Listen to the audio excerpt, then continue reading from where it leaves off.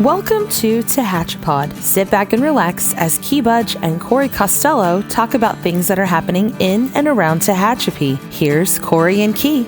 Welcome back to Tehachapi. This is episode number 55, Corey. All right, the Oral Hershiser episode. That's right. Yeah. This is season 2, and this is episode 10 here in 2021. We're off to a killer start in getting information out to the community through Tehachapi. Yeah, exciting that we're getting a lot of feedback on it. You know, folks that are using this as a way to sort of, get their information about the city and the community, and this is what we intended. And so it's taken this sort of almost year now to get to that point, but subscribers are up, people are listening to the show, and we're getting feedback on it, which is awesome. The goal all along was to give information in a little bit more complete, more detailed. We can kind of really get into the meat of it and not just pick at the bones and share information as we normally get to with news media. So this is a chance to have a full conversation about topics. And today's topic happens to be our third time we've had this guest. Third time in 55 episodes. This is Stacy Larson Everson is going to be joining us. She is the superintendent for the Tehachapi Unified School District. Stacy, we're going to welcome you in, but I also want to put in this thought. You are the number one ranked show that we've had out of these 55. Number one most downloaded show and the number 7 most downloaded show. So there's no pressure. No pressure. But I don't feel any pressure anyway, and you know what, whether we were the number 1, number 10, number 20, I'd be certainly happy to join you guys anytime, because you guys are a pleasure. And, part of my job and my goal too is to get information out to our families. One of these days, though, Stacy, we're going to have you on this show, and you're going to come on to talk about some awesome, exciting new initiative that you have at the district, and it's not going to be, here you are trying to manage another crisis. So I promise you one day you will get the show where you get to have a great new initiative to unveil at some point. I appreciate that, and I know that day is going to come. But right now, the main thing is people just want to stay on top of what's happening with schools, and it's such an important issue, and has affected the lives of so many of all of our families, kids, and our teachers and our staff. And this has certainly been a different year. So thanks for inviting me. I really appreciate the opportunity. Now, we definitely appreciate you carving the time out for us. I know how busy you are. Let's just start and say, what is going on here in 2021? Are we in a different place than when we last talked to you in August? I know the rules are constantly changing and things that are coming down from the state. So where are we here in 2021 as compared to maybe when we started the year in August? Yeah, we're in a very different place for a lot of different reasons, but we'll try to focus on 2. Okay. So in August, with our school year just starting out, I think many of us were in a different place emotionally as well, thinking that it was going to be temporary, right? It's still going to be short-lived, and we were going to get the kids back in school in the fall, and we were all very hopeful that was going to happen. And at the same time, we had a tremendous load placed on our teachers and our administrators and on our parents, because we shifted to virtual learning. I mean, we'd already been there in the spring, but beginning the new year without having kids, in some cases met their teachers, without parents having met their teachers, some kids never even having been on their school campus, that's a big change. And not only did we have this expectation that we were all going to be virtual, but our teachers had to learn a lot of new strategies to deliver content to our kids. Our parents had to facilitate and juggle their own work schedules and manage learning for their children. And all of that was happening. And at the same time, we're still trying to figure out how to get to know kids and how to have kids develop a love for learning and be excited about, I'm going to put this in air quotes, even though we can't see each other, about being in school.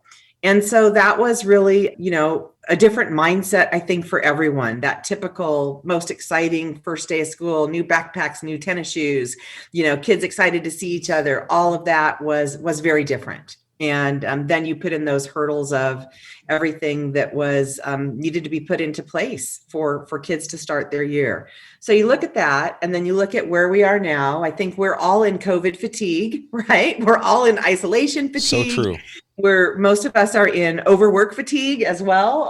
It's been a long haul. And the one thing that I can say we definitely have learned through this experience is that what you can count on, the one thing you can count on in all of this is change. Mm-hmm. Because what we know today certainly will change. Maybe not by tomorrow, but it will change, and probably in the near future. And I think that has been the biggest moving target for us as a school district and for our families and for our teachers is every time we think they've given us new guidance that's going to direct us, it's not too long before new guidance or new regulation comes in that changes the picture. And that's where we are now. Our most recent guidance that came from California Department of Public Health that relates to schools just came out on January 14th.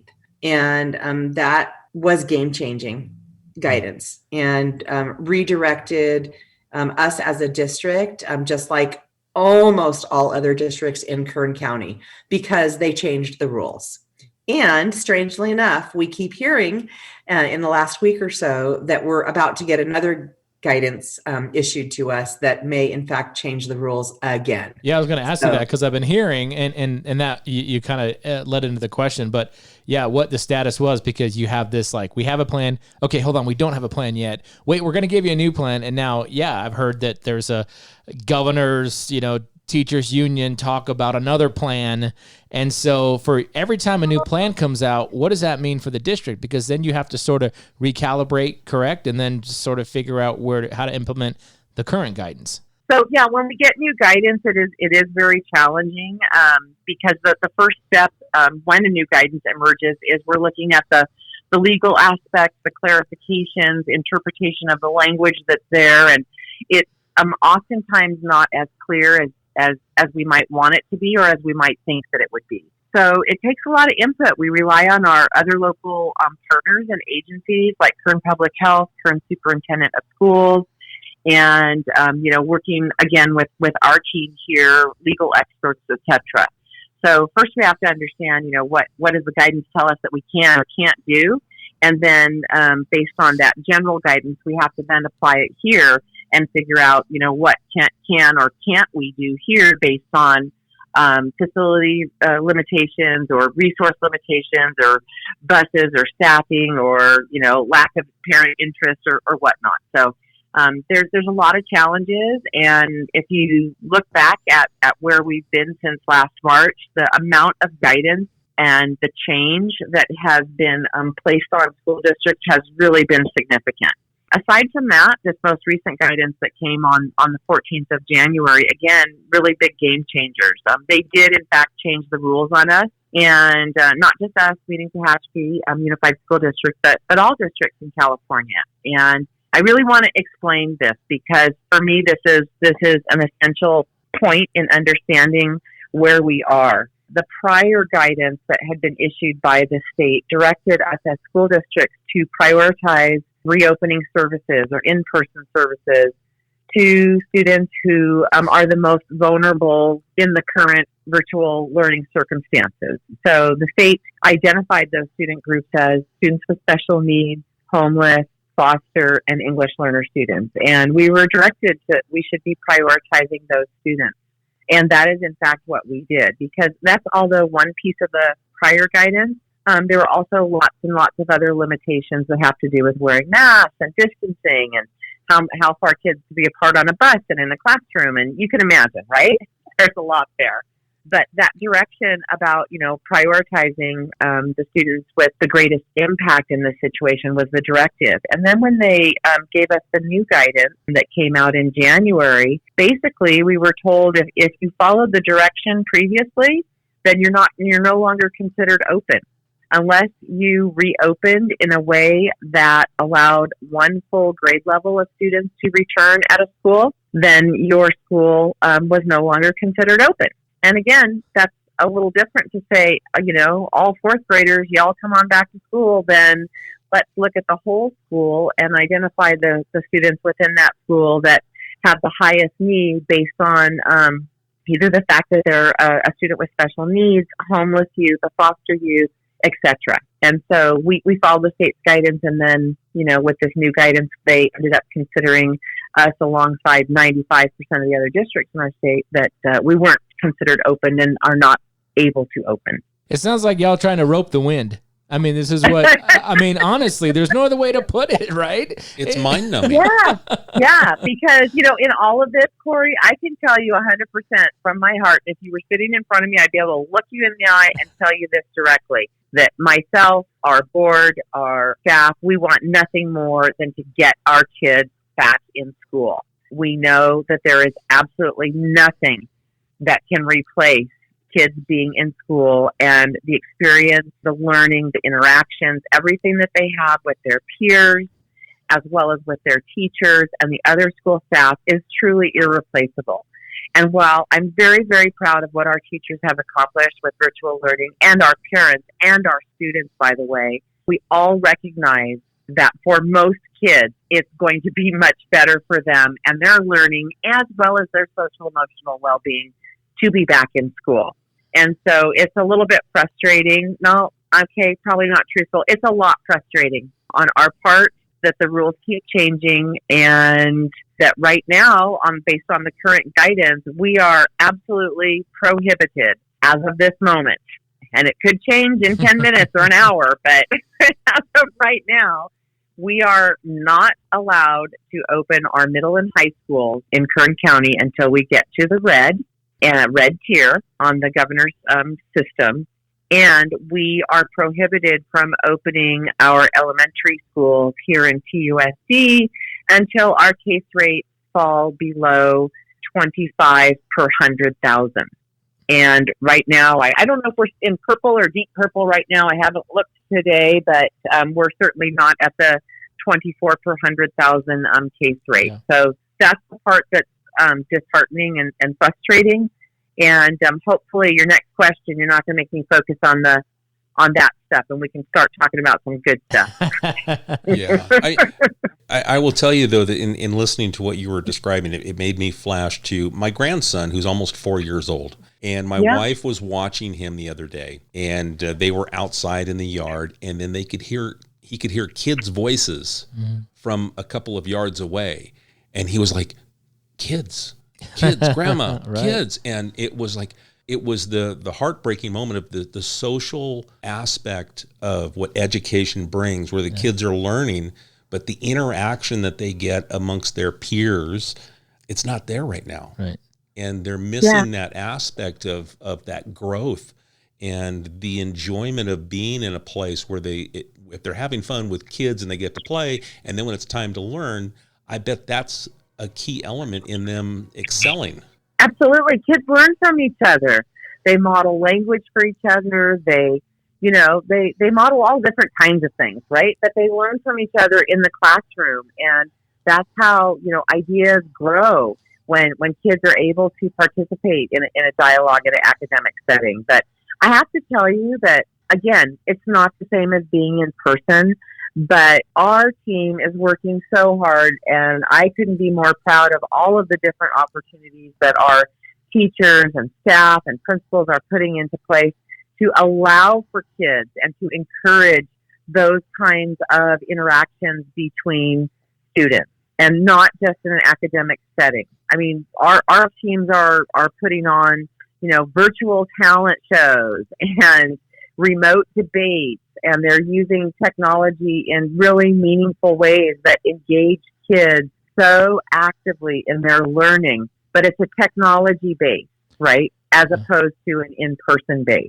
So again, I couldn't be more proud of what they're doing, but it still doesn't replace that face-to-face element. But could some of this stuff, let's hope, in the near future, obviously everything's back into a semi-normal state and kids are back on campus. But I guess the advantage of the situation, or maybe kind of the lessons learned along the way, could some of this technology that's being used today currently eventually get put into the curriculum, or is there more efficiencies that could be built in, I guess, in the future when you when you get back to regular class, so to speak? But could some of this stuff and the technology be used to heighten lessons in the future? Absolutely. And I guess that is part of the silver lining in all of this is, some larger districts, when this pandemic hit, were already at a place of 1-to-1 of technology devices per student, or close to that. And the TUSD, we were not.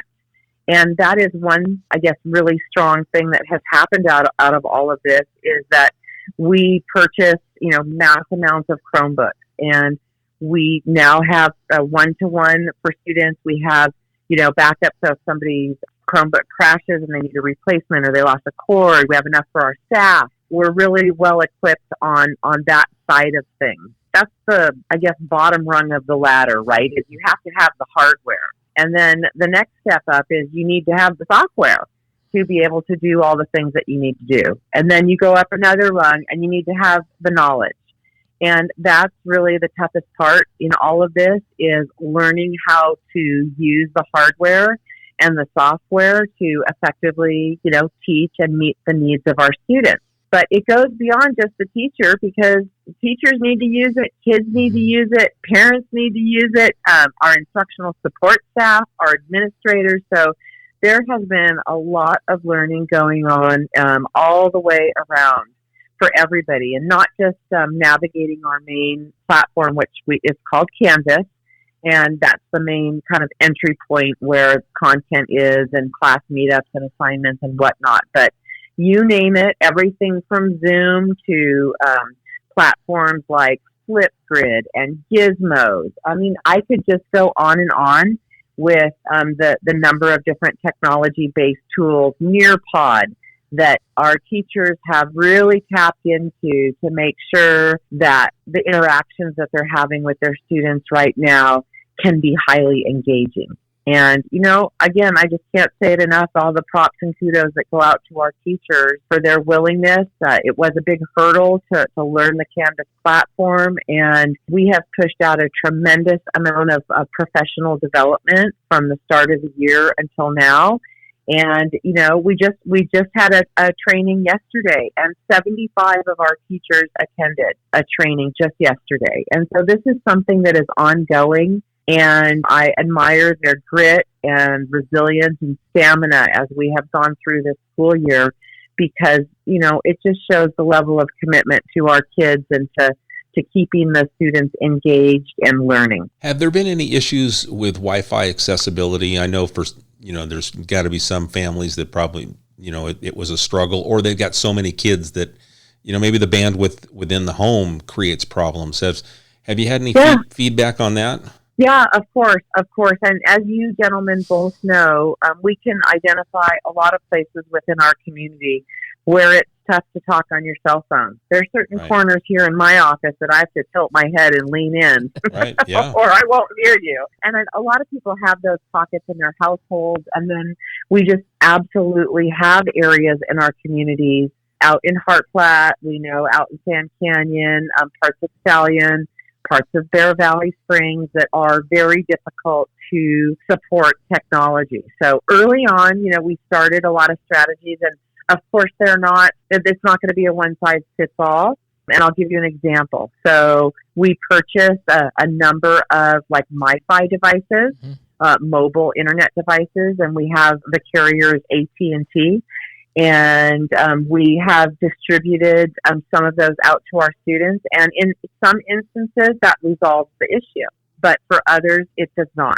So that's one hurdle that we have not been able to 100% solve, is not every household has access to, internet and appropriate bandwidth. So it is one strategy that we use, though, is disseminating those devices out.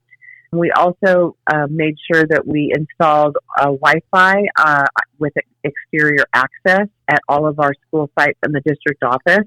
And again, it's certainly not the most convenient to have to go to the school parking lot or be in front of the school to download something. But you know what? If you're in a jam and you need to access, at least our students and our families know that they can do that. I think the hardest part, gentlemen, really is that for daily instruction, ongoing, those families that have struggled with connectivity, that's the hardest part, because their child doesn't have the same level of engagement due to the access. So again, it's not like we just walk away and think, well, okay, they can't join virtual learning, so, our work is done. Nope, not at all. We have a great deal of staff that are here to identify those students that struggle with the connectivity piece and the online attendance.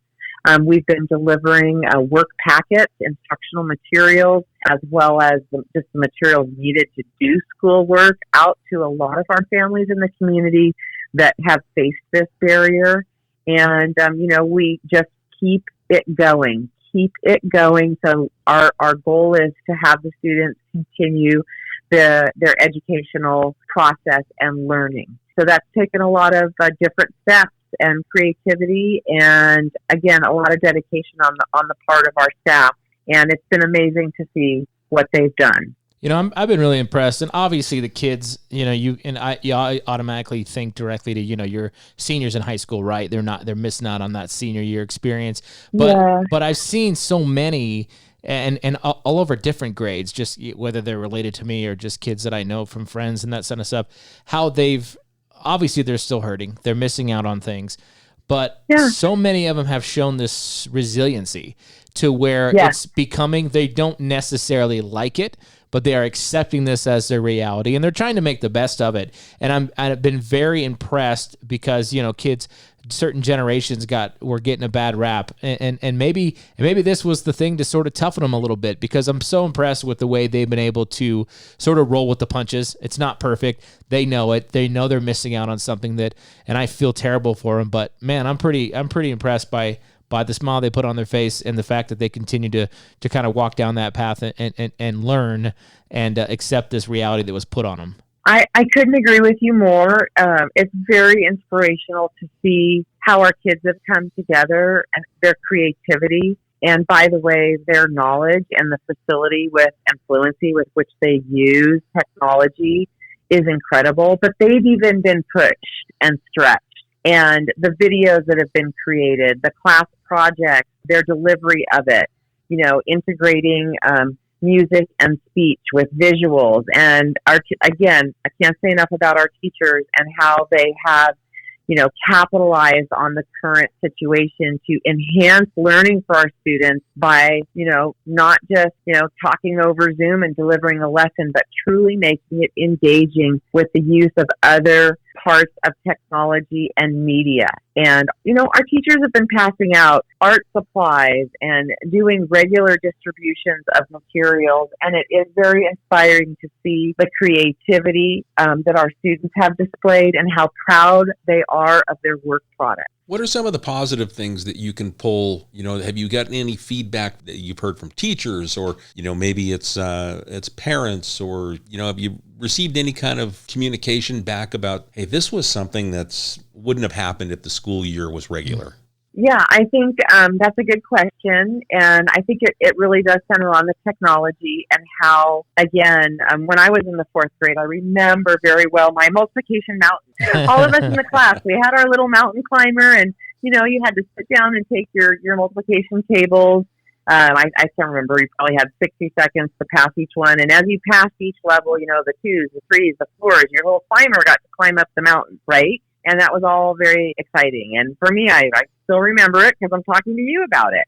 And that was a strategy that, my classroom teacher used. And just to see the amount of strategies that our teachers are using to build fluency with technology for our students, I guarantee you, we have kindergartners who are really good at using a computer mouse, at clicking, at attaching documents, at pulling and dragging, because they have been exposed to those skills and they've been using them. So they're really good at it. And then you can go all the way up to our, older students who are more advanced, and they're really able to be creative, and they're able to, type with fluency and to be able to integrate different technologies seamlessly.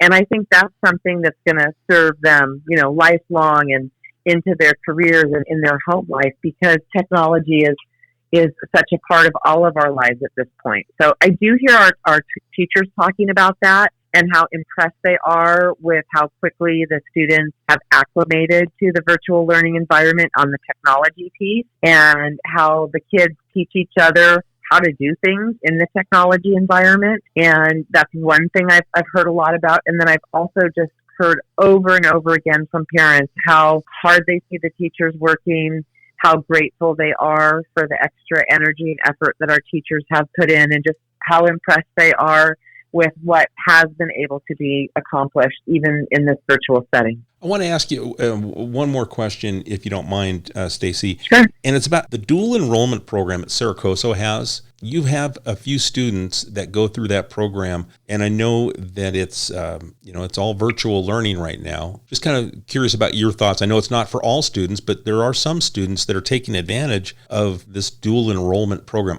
For me, I bring it up because when I talked to Saracoso, it impressed me. To hear about the Tehachapi students that are involved in this. Yeah, I mean, I think it's a great program, and Saracoso is wonderful partners. And, you think about it, it's all about opportunity for our students. We're 100% on board and in support of ensuring that our kids have every opportunity that we can provide them. And that includes dual enrollment. And it's a great pathway for kids for a lot of different reasons. They may be able to take classes that normally wouldn't be offered on a high school campus and pursue an interest that they have. They can start on their college career or their just career in general early while they're still in high school. There's just so much. I could go on and on about what this provides to our students, and also for families and parents.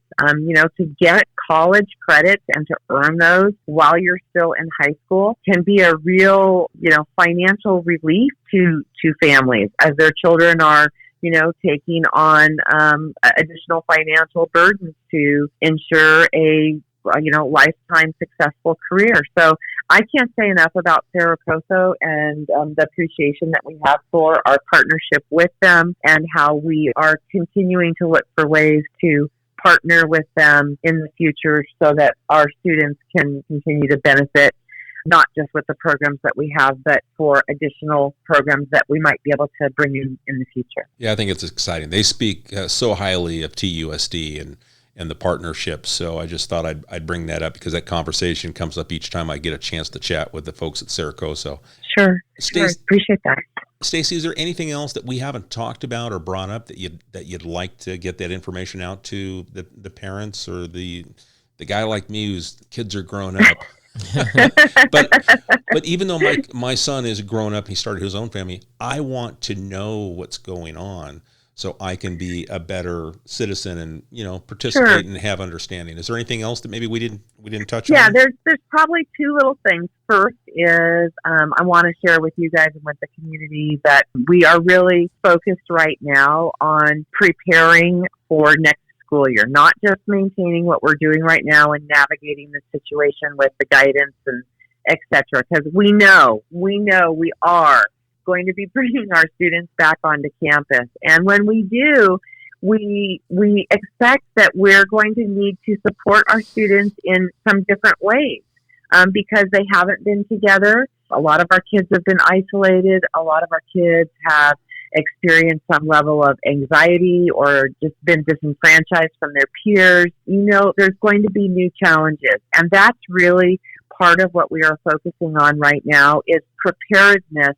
not just for the academics, but to meet the social, emotional needs of our students. They deserve our focus and attention on those needs and for us to be able to adjust our sails, so to speak. And so based on the students' needs, we might have to, staff a little bit differently or integrate some different pieces of curriculum or support into our school day or into our schedule. And so probably a visual that I could give for you on this is, I was a former elementary school teacher, and I used to welcome my kids to school every day, stand at my classroom door, and give my kids a high five as they were coming through the door. And that might seem like a small thing, but that's an example of a way that teachers build community and relationship with their students and make students feel that they're a part of that classroom and cared about at the school. And when you take that and you compare it with the experience that a lot of our kids are having right now,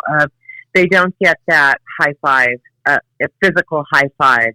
And I sure hope they're all getting the virtual high fives, but they're not having the in-person support and having someone there that is caring and nurturing and supportive of what might be going on in their life. And so we want to recognize that we need to pay attention to the social aspects of kids coming back to school and what those needs might be. And we're preparing to look at that, as well as expanding our learning programs to help our kids who may have fallen behind during this time to remediate their learning losses. So yes, we know we're going to get back to football games and basketball games and school dances and regular classrooms, and we hope that is all sooner rather than later. But we also know it's going to be a transition, just like transitioning to virtual learning, that it will be a transition back into that school environment and for kids to socialize. And you know, we have kindergartners who've been in class all year and they've never had to share crayons with another kindergartner because they're not in the classroom, right? So we need to learn how to share and be respectful, how to resolve conflict. You know, it's my turn. No, it's my turn. I mean, these are all things. I know I'm simplifying it down, and that's really not my intent. But I just want to say that these are all part of the school day, and want to assure our community that we are looking at the whole child and the needs of the children that are not just academic, but that are social and emotional as well. Because when kids feel safe, when they feel cared about, and when they feel connected, they do better academically. And that is what the research says, and that's why we're so committed. As I'm listening to you, the thoughts going through my head is I'm talking to a superintendent of a school district that is connected from K through 12, has an understanding of what's going on at each of the levels, each of the ages, where I don't think we see that in these huge school districts. There's a lot of disconnection. You're connected. So I'm just going to tell you thank you right now. You're welcome. Thank you. I can't thank our teachers. I mean, there's no words. There's no words for what our staff has done. And by the way, what our parents have done. I mean, it's just truly been incredible. This is a journey that we're all getting through. The parents are having their tough time. They're getting their kids through it the best that they can. The teachers are doing the best they can. And, you know, God bless the kids for, you know, learning. This is what they know, right? You know, so, yeah. And, you know, when they get a chance to get back to school, especially for the young ones, the kindergartners and the first graders, they're really, I think, going to get super excited about school's going to be like going to the circus, you know. Oh, no doubt. No doubt. But don't discount our secondary kids as well, that, you know, they're hurting just as bad. They really they just crave being around, you know, their friends. And I again, can't say it enough. I need to give kudos to you know, Jacobson Middle School, Tehachapi High School, their lunchtime clubs, the activities, ASD. I mean, it has not stopped. I know it's hard to see it right now because, you know, you don't hear our band playing, you don't see the lights on at the stadium, but I can assure you that so many good things are happening for the benefit of TUSD kids. And it's really just all due to the hard work and the passion of our team. Well, Stacy, thank you so much for all you're doing. Thank your staff for all that's going on. We thank the parents because we know what that is like, and of course the kids. So we appreciate your time, and we can hardly wait till we get to talk to you when school is in session. Yeah, right. Me too. Me too. I look forward to that time, and that's going to be very exciting. Thank you, gentlemen, for the opportunity. Of course, at any time, if you have community members, families, whatnot that need assistance or support, please share that they can always reach out directly to me. We're open here at the district office, and we're ready to help in any way we can. Thanks a lot. Thank you. Thank you. Have a good night. Ready. Corey, once again, Stacy was, you know, and I think I mentioned, I get impressed with the level of connection that she has across the board of her district. Yeah, and it's a K through 12 district, which is rare in Kern County. Most high schools are part of the Kern High School District. Ours is not, and a lot of the school districts are mostly just K through 8, something like that. So, or 6 or 7, depending how it's set up. So yeah, there's a lot to know across all that, and I think everybody's chipping in: parents, teachers, superintendent. Kids, it's dealing with what's that fluid situation with COVID that we all have, and waiting for guidance and trying to figure out how to best apply it either currently or just into the next school year. One thing I didn't ask, because the little boy in me came out and said, no, don't ask, was, are we going to lose snow days? Yeah. Because when the kids go back to school and all of a sudden there's this snowstorm, can they switch to a virtual learning day? And make the kids go to school. I don't think so. I think because they kept school snow days with virtual learning. They're like, there's been a few cancellations because of weather, and so I think they'll keep them. I think they'll keep them. It's just the teachers up here enjoy it as much as the students do. They're built into the end of the calendar year. Like, it's good as long as you don't exceed a certain number. Yeah, you need those mental health breaks. Yeah, absolutely. But I thought, no, I'm not going to ask. Yeah, no, I think I think the kids would be more mad at you for giving that idea to the district than I know.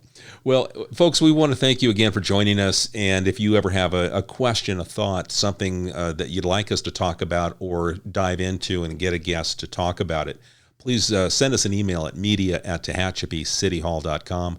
That's media@tehachapicityhall.com. We appreciate your time, and make sure you subscribe and tell a friend. Thank you for joining us. Tehachapod is a conversation about Tehachapi designed for the people who live here or who would like to know more about this mountaintop community. If you have a question you would like answered, email media@tehachapicityhall.com. We will try to answer it on a future episode of Tehachapod.